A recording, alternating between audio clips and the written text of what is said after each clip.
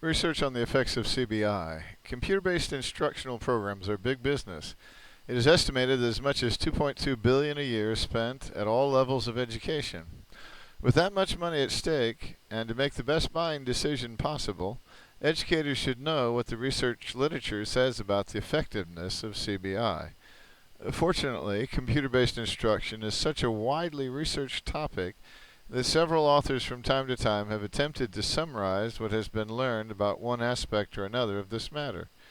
In the typical experiment, one group of students receives instruction either partly or entirely via computer, while an equivalent group receives either conventional instruction, a text assignment supplemented by a classroom lecture and discussion, or an alternative form of CBI. Here is a brief summary of the main findings from several of these analyses. Computer-based tutoring programs that require students to solve problems in a step-by-step fashion and then provide feedback, known as intelligent tutoring systems, are about as effective as human tutors who do the same thing. Both increase achievement by about 3/4 of a standard deviation. Second, programs that only provide feedback about the correctness of the final answer, typically called computer-assisted instruction or computer-based instruction, are not as effective at raising achievement as step-based programs. Secondly, students who worked on simulation programs scored 13 percentile ranks higher than their conventionally taught peers. Number 3, an analysis of 52 studies published between 1983 and 2003 also found a moderate positive effect for CBI. Students who received CBI outscored those who received traditional instruction by an average of 21 percentile ranks. Fourthly, students whose beginning reading skills, in other words, phonological awareness, word reading, text reading, listening, and reading, were supported by CBI, those skills, if they were supported by CBI, outscored students whose instruction was not computer-based on reading tests by about 10 percentile ranks. Interestingly, the findings of this review were about the same as those from reviews conducted 10 to 15 years earlier. Despite the introduction of more sophisticated computer programs in recent years, providing verbal feedback, for example, their effect on the learning of beginning reading skills has remained fairly constant. Fifthly, an analysis of 78 studies that were published between 1998 and 2007 reported some of the strongest positive effects to date. On average, students given the CBI scored at the 83rd percentile on achievement tests, and their non-CBI counterparts scored at the 50th percentile. Sixthly, an analysis of data collected from tens of thousands of students in 31 countries found that performance in school was positively related to the use of a computer at home for accessing the internet, to the availability of educational software at home, and to moderate computer use at school. Both low and high levels of use at school were associated with lower levels of achievement. Integrated learning systems. In recent years, some software packages have combined tutorial programs based on operant conditioning principles with programs that keep track over time of student performance and provide feedback to both the student and the teacher. These packages are called integrated learning systems, ILS. Such systems present information in a more sequenced and comprehensive fashion than traditional CBI programs. Integrated learning systems can, in fact, cover the content for entire K through 8 mathematics, reading, language arts, and science curricula. Some systems include an English language curriculum to address the needs of schools with high levels of English language learners. Integrated learning systems allow students to go through tutorials at their own pace. They also administer tests, track student progress across grade levels, and present students with appropriate remediation or enrichment activities. School districts usually buy an ILS because of their promise to raise test scores on state tests. Are they getting their money's worth? That's a difficult question to answer because both the quality of the studies and the results vary. In some cases, students who spent some time each week on an ILS scored as many as 14 to 18 percentage points higher than the students taught solely by the teacher on a subsequent math, reading, language arts, or science test. In other cases, little to no difference was found. ILSs seem to be most effective with low-achieving students or young students who are at risk of academic failure. At this point, the safest conclusion seems to be that ILSs can produce moderately positive results, particularly for students who are likely to benefit the most from their features. Evaluation of computer-based instruction. When William Ferreter,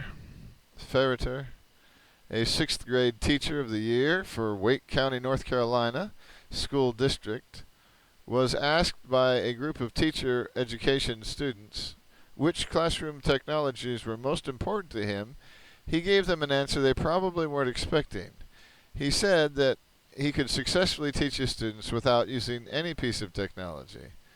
The reason for his surprising claim was his belief that good teaching trumps good tools every time.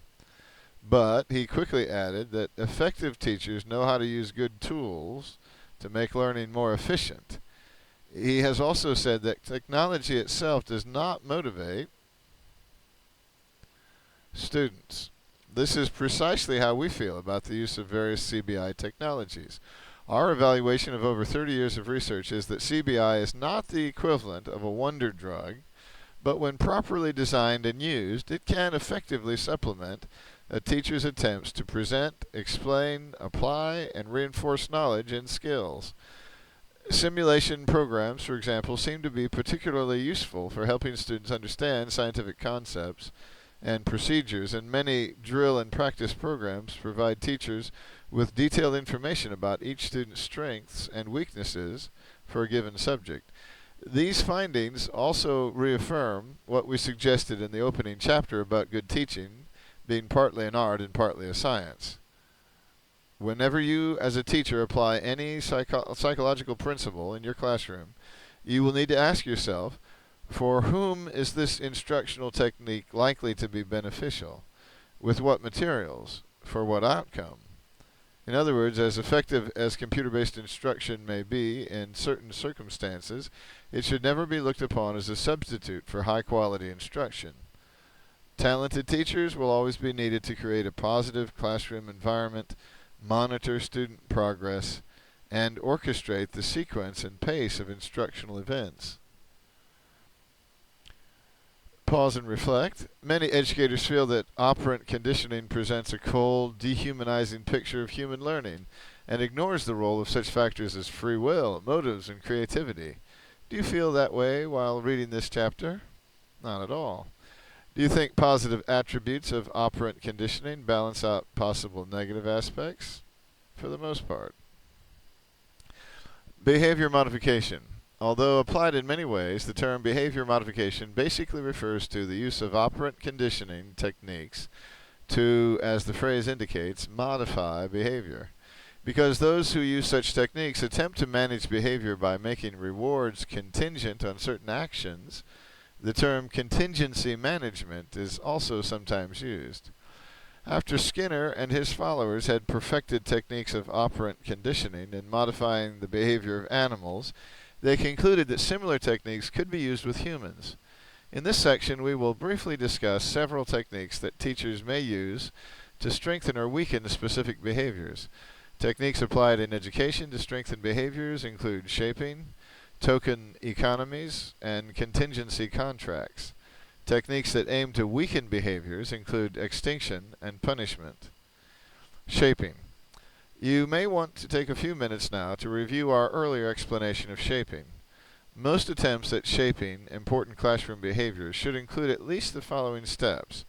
Select the target behavior, obtain reliable baseline data, that is, determine how often the target behavior occurs in the normal course of events, select potential reinforcers.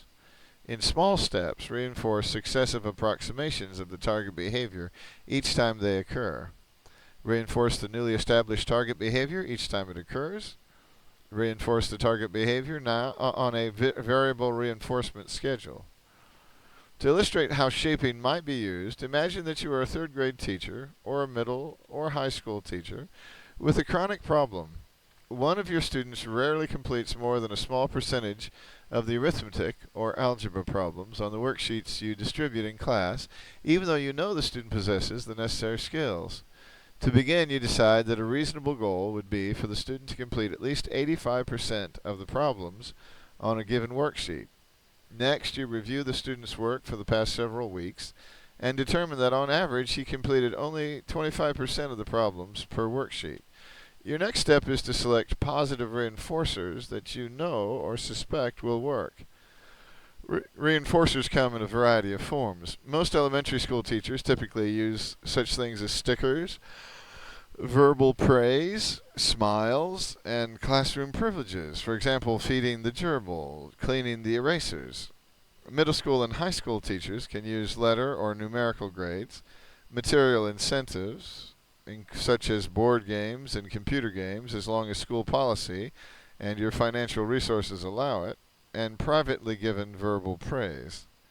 With certain reservations, public forms of recognition can also be used. The reservations include the following. Because many adolescents are acutely self-conscious, any public display of student work or presentation of awards should be made to several students at the same time to avoid possible embarrassment. Awards should be made without letter grades. Awards should be given with an awareness that public displays of recognition are not appropriate or comfortable for all cultures. One popular shaping technique that has stood the test of time involves having students list favorite activities on a card. Then they are told that they will be able to indulge in one of those activities for a stated period of time after they have completed a set of instructional objectives. The technique is sometimes called Premack principle, after psychologist David Premack, 1959, who first proposed it. It is also called Grandma's Rule because it is a variation of the technique that grandmothers have used for hundreds of years. Finish your peas and you can have dessert. Once you have decided on a sequence of objectives and a method of reinforcement, you are ready to shape the target behavior. For example, you can start by reinforcing the student for completing 5 problems, 25% each day, for several consecutive days. Then you reinforce the student for completing 5 problems and starting a 6th, a fixed ratio schedule. Then you reinforce the student for 6 completed problems, and so on. Once the student consistently completes at least 85% of the problems, you provide reinforcement after every 5th worksheet on the average. A variable ratio schedule. Token economies. A second technique used to strengthen behavior in the classroom is the token economy, and it was introduced first with people who had been hospitalized for emotional disturbances, and then with students in special education classes. A token is something that has little or no inherent value, but that can be used to purchase things that do have inherent value. In society, money is our most ubiquitous token. Its value lies not in what it is made of, but in what it can purchase: a car, a home, or a college education. By the same token, if you will excuse the pun, students can accumulate check marks, gold stars, or happy faces and cash them in at some later date for any one of several reinforcers. Such instructional activities as doing math worksheets, working at the computer, engaging in leisure reading, and playing academic games have been proven to be effective reinforcers in token economies. Token economies have even been proven effective in getting college students to increase the degree of in-class participation. One reason for the development of the token economy approach was the limited flexibility of more commonly used reinforcers. Candies and cookies, for example, tend to lose their reinforcing value fairly quickly when supplied continually. It is not always convenient to award free time or the opportunity to engage in a highly preferred activity immediately after a desired response. and social rewards may or may not be sufficiently reinforcing for some individuals. Tokens, however, can always be given immediately after a desirable behavior, can be rewarded according to one of the 4 schedules mentioned earlier, and can be redeemed for items or activities that have high reinforcing value. Token economies, especially when combined with classroom rules, appropriate delivery of reinforcers, and response cost, a concept we describe a bit later in the chapter, are effective in reducing such disruptive classroom behaviors as talking out of turn, being out of one's seat, fighting, and being off task. Reductions of 50% or more in such behaviors are not uncommon. Token economies are also effective in improving academic performance in a variety of subject areas. Token economies have been used successfully with individual students, groups of students, entire classrooms, and even entire schools. Contingency contracting. A third technique teachers use to strengthen behavior is contingency contracting. A contingency contract is simply a more formal method of specifying desirable behaviors and consequent reinforcement. The contract, which can be written or verbal, is an agreement worked out by 2 people, teacher and student, parent and child, counselor and client, in which one person, a student, a child, or a client, agrees to behave in a mutually acceptable way, and the other person, the teacher, the parent, the counselor, agrees to provide a mutually acceptable form of reinforcement. For example, a student may contract to sit quietly and work on a social studies assignment for 30 minutes. When the student is done, the teacher may reinforce the child with 10 minutes of free time, a token, or a small toy. Contracts can be drawn up with all members of a class individually, with selected individual class members, or with the class as a whole. As with most other contracts, provisions can be made for renegotiating the terms. Moreover, the technique is flexible enough to incorporate the techniques of token economies and shaping. It is possible, for example, to draw up a contract that provides tokens for successive approximations to some target behavior. Extinction, timeout, and response cost. The primary goal of behavior modification is to strengthen desired behaviors. Toward that end, techniques such as shaping, token economies, and contingency contracts are likely to be very useful. There will be times, however, when you have to weaken or eliminate undesired behaviors because they interfere with instruction and learning. For these occasions, you might consider some form of extinction. Research has demonstrated that extinction is effective in reducing the frequency of many types of problem behaviors.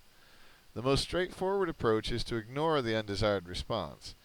If a student bids for your attention by clowning around, for instance, you may discourage repetition of that sort of behavior by ignoring it.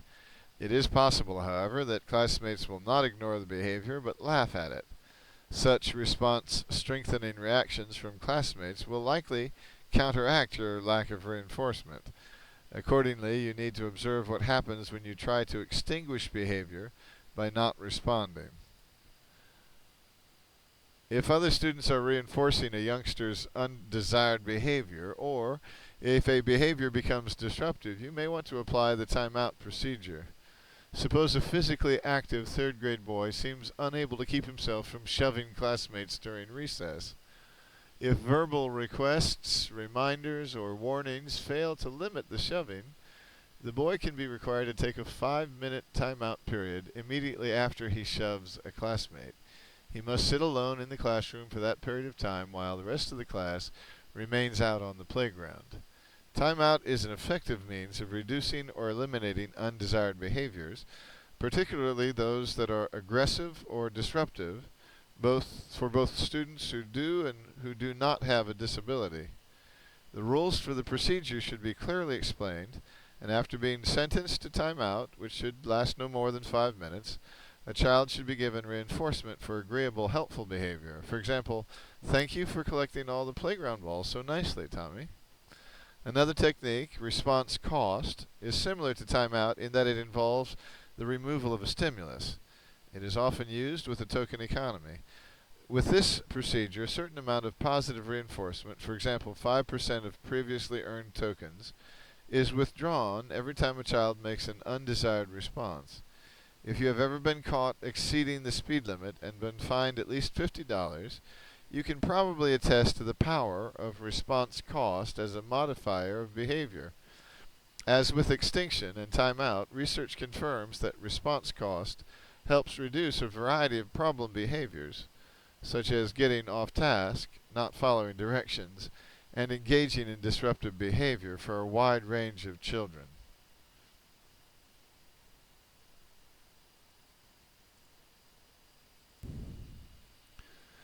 Punishment.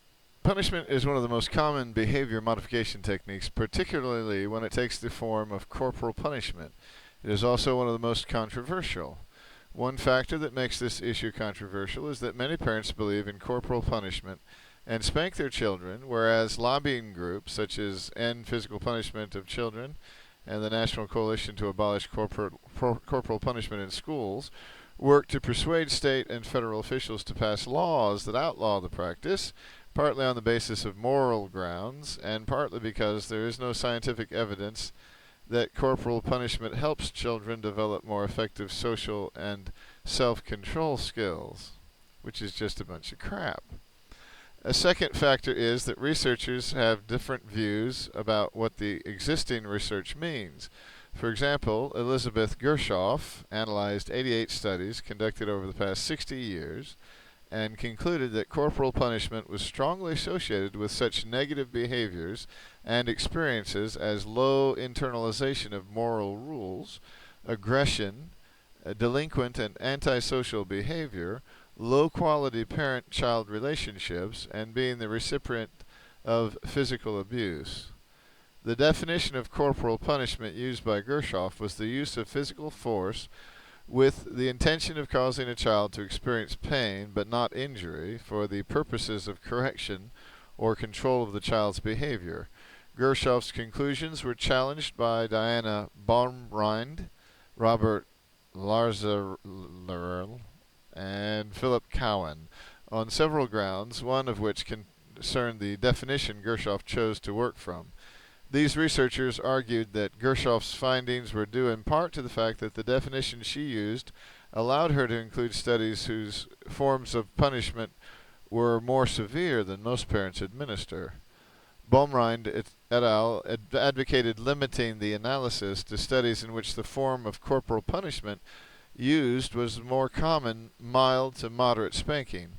They defined spanking as a subset of the broader category of corporal punishment, that is, A, physically non-injurious, B, intended to modify behavior, and C, administered with an opened hand to the extremities or buttocks.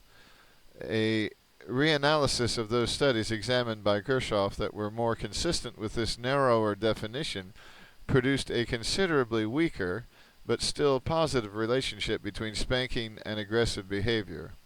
For this reason, as well as limitations in many of the studies, Baumrind and her colleagues concluded that a blanket condemnation of spanking cannot be made on the basis of the existing research, although it may be made on other bases falsely.